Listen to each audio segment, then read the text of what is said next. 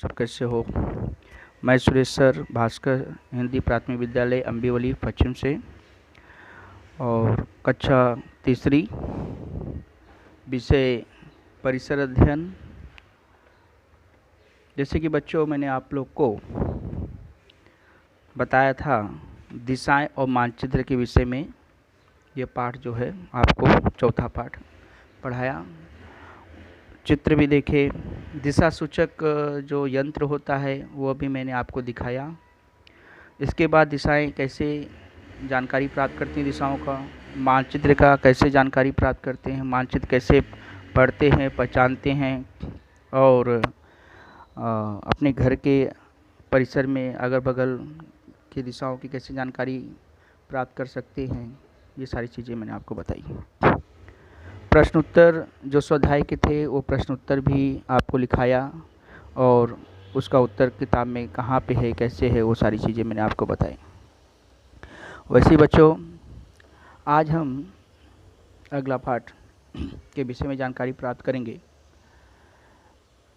जैसे आपको मालूम है कि हम घड़ी क्यों देखते हैं,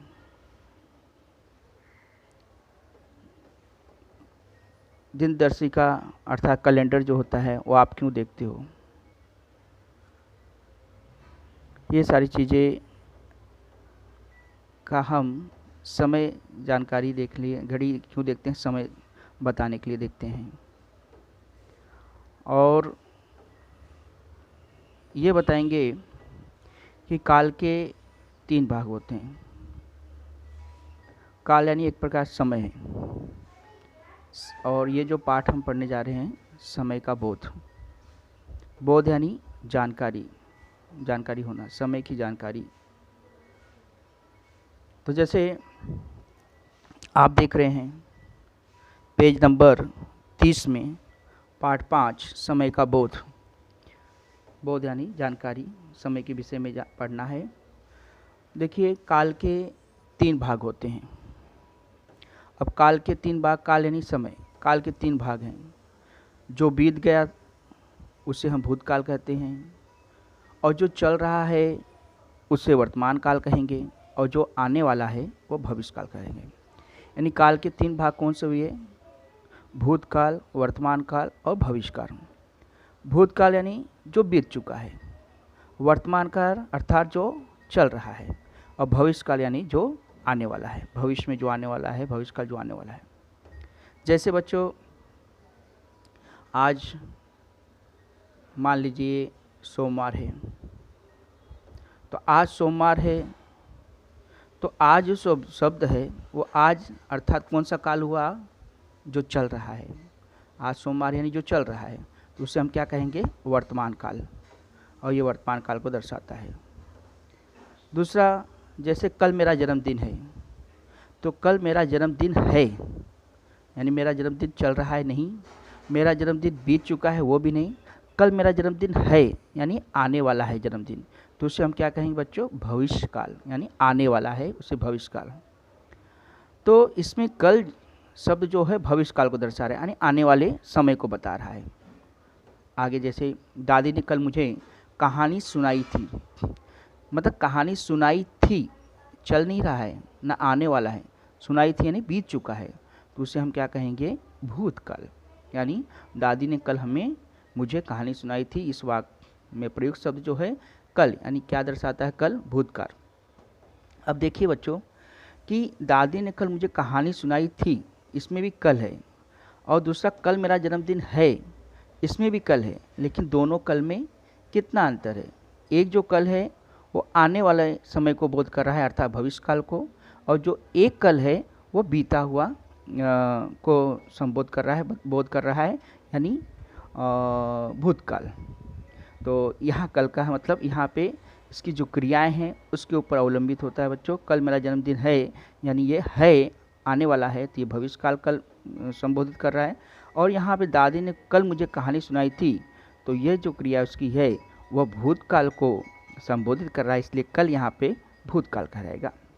समय को समझने के लिए हम दिन दर्शक ये हिंदी शब्द है, जैसे आप कैलेंडर कहते हैं। कैलेंडर में आप तारीख देखते हैं, दिन देखते हैं, वार देखते हैं, और जो कौन सा त्यौहार है, और तिथि भी देखी जाती है, शुक्ल पक्ष, कृष्ण पक्ष, ये सारी चीज़ें वहाँ पे देखी जाती है। कौन सा सन है, अभी जैसे 2020 चल रहा है, ये सब कैलेंडर में सब चीज़ लिखा होता है।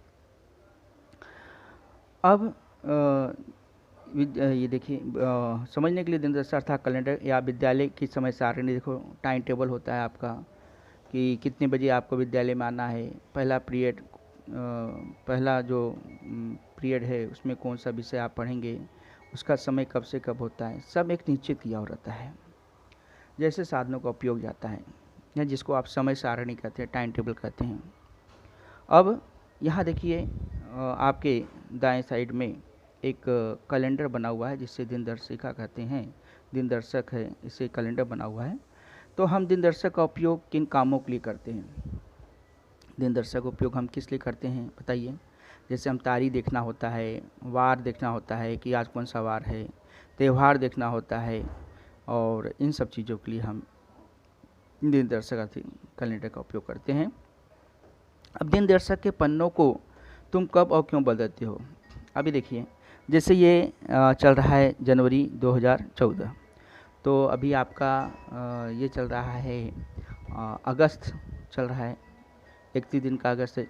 आज समझ लीजिए आप तारीख 5 तारीख है, तो 5 तारीख है तो 26 दिन के बाद 31 तारीख आ जाएगी, और 26 तारीख जब 31 तारीख आ जाएगी तो आपको फिर सितंबर की तारीख अगर 1 तारीख देखनी है तो उस कैलेंडर का जो पन्ना होता है उसे बदलना होता है, क्योंकि वह 1 महीने का ही होता है, तो 1 महीने के बाद उसे बदलना होता है।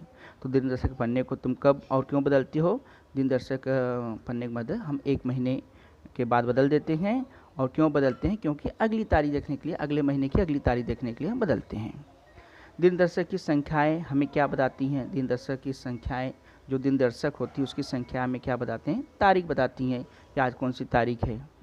ऐसा है। अब क्या आप लोग जानते हैं, देखिए यहाँ पे देखिए बच्चों, ये देखिए मूर्ति बना हुआ है, मूर्ति देख रहे हैं, और यहाँ पे चित्र में देखो सिक्के, विभिन्न प्रकार के सिक्के हैं, और ये मूर्ति है, और खपरेल के टुकड़े। खपरेल जानते हैं, जैसे पतरा होता है घर के ऊपर आपका, वैसे खपरेल होते हैं, तो खपरेल के छोटे छोटे टुकड़े।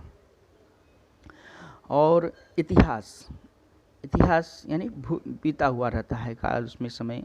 तो इतिहास विषय का अध्ययन करते समय आप लोग काल को समझना आवश्यक होता है। इतिहास जो होता है काल के ऊपर ही सब उस पर विवरण होता है, काल के ऊपर ही सब रहता है। तो इतिहास विषय का अध्ययन करते समय हमें काल को समझना क्या होता है, बहुत ज़रूरी होता है।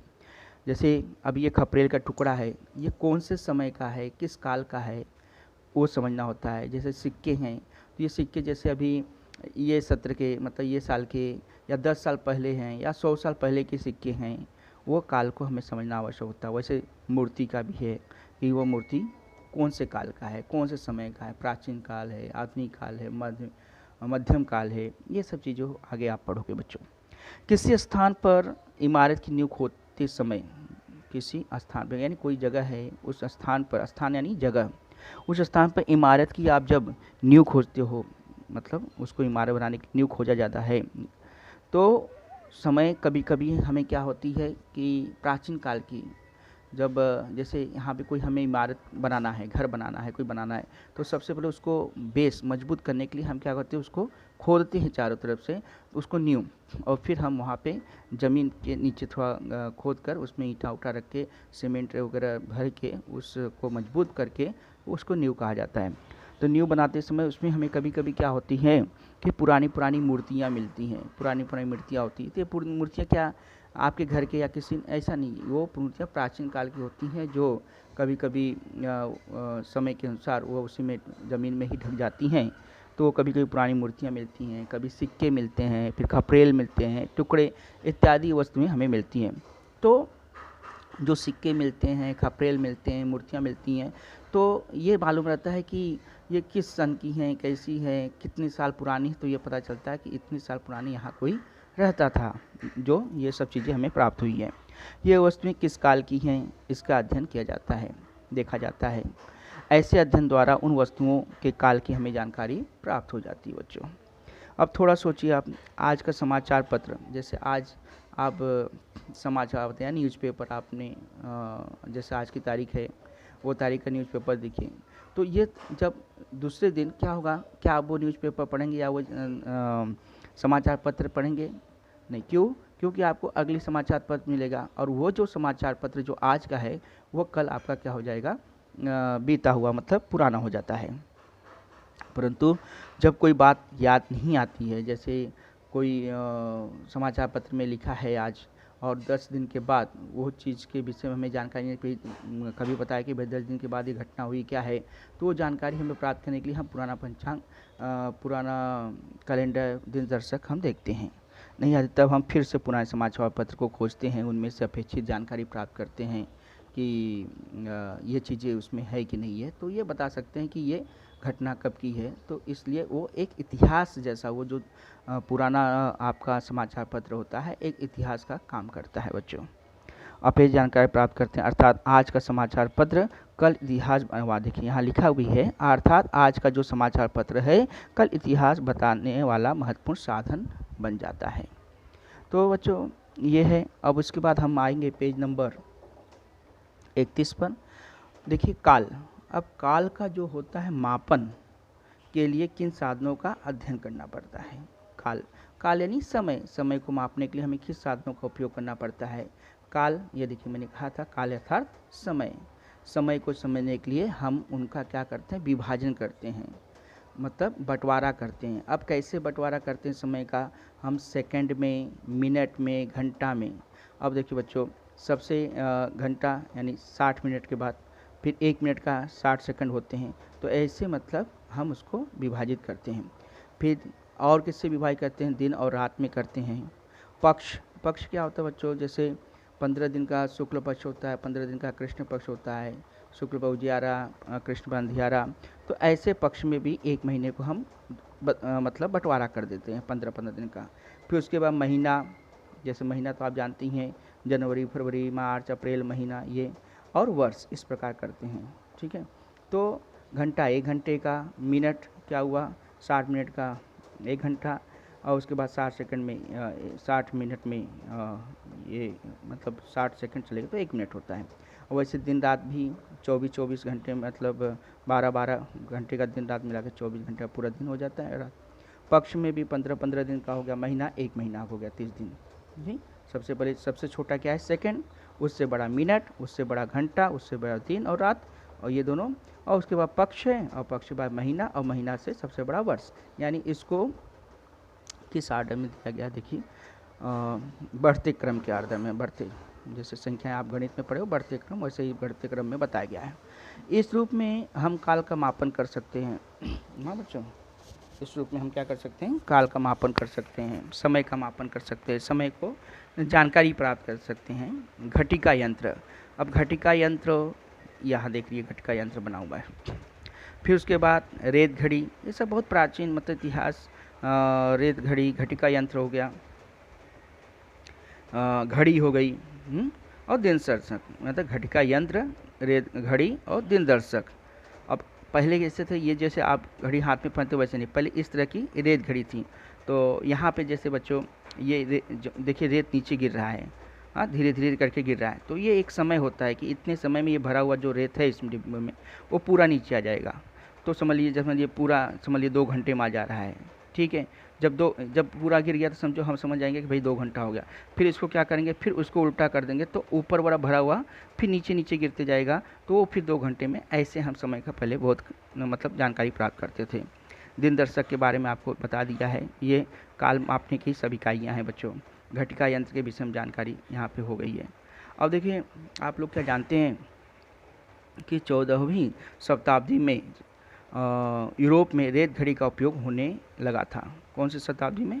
शताब्दी यानी आपको पता है 100, शताब्दी यानी 100 कहते हैं, शतक जिसको बोलते हैं, शताब्दी 100, 14वीं यानी 14 में यूरोप में क्या करते थे, रेत घड़ी का उपयोग होने लगा था यानी बच्चों होने लगा था, ये क्या हुआ था ना, तो इसके लिए से हम भूतकाल कहेंगे, यानी बीत चुका है ये चीज़। 14वीं मतलब शताब्दी बीत चुका है और यूरोप में रेत घड़ी का उपयोग करते थे, तो ये रेत घड़ी इस ढंग से उपयोग किया जाता था। इसमें लकड़ी की एक चौखट में, ये क्या है, लकड़ी की चौखट, देख रहे हैं ये चौखट जैसे 4 भुजाएं होती हैं, देखो पता है ये लकड़ी की चौखट है और एक दूसरे से क्या होती हैं, जुड़ी हुई हैं लकड़ी चौखटें। और कांच के 2 बर्तन होते थे, देख कांच के 2 बर्तन दिख रहे हैं, 1 2, ये 2 बर्तन होते थे। इन बर्तनों के मध्य में एक सक्रिण, मध्य देख रहे हैं, इस सक्रिण यानी छोटा सा द्रव वाला अंतत महीन रेत भरकर, बहुत बारीक जो रेत होती है उसे भरकर बर्तन होता है, उसमें एक बर्तन में रेत, जिसमें एक बर्तन की रेत दूसरे बर्तन में जा सके। देखिए इतना मतलब छिद्र होता है कि बारीक रेत जो इसमें से, जो कांच में से दूसरे बर्तन में जा सके। देखिए बताया जो मैं आपको, ऊपरी बर्तन में क्या होता है, शुष्क, यानी शुष्क यानी क्या होता है बच्चों, सूखा, और अंतन महीन मतलब बहुत बारीक, जिससे कि वह उस छिद्र से आ सके।